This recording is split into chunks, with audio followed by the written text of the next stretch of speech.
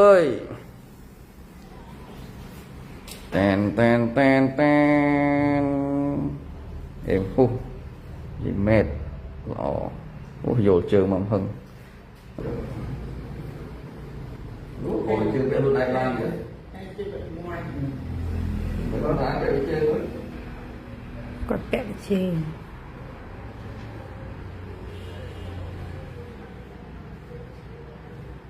ý lực kêu ăn khua mấy giờ mệt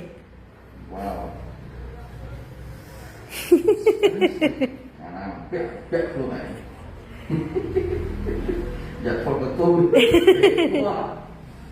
ok thật số giật phật tôi đây đây ác này mới ngon hết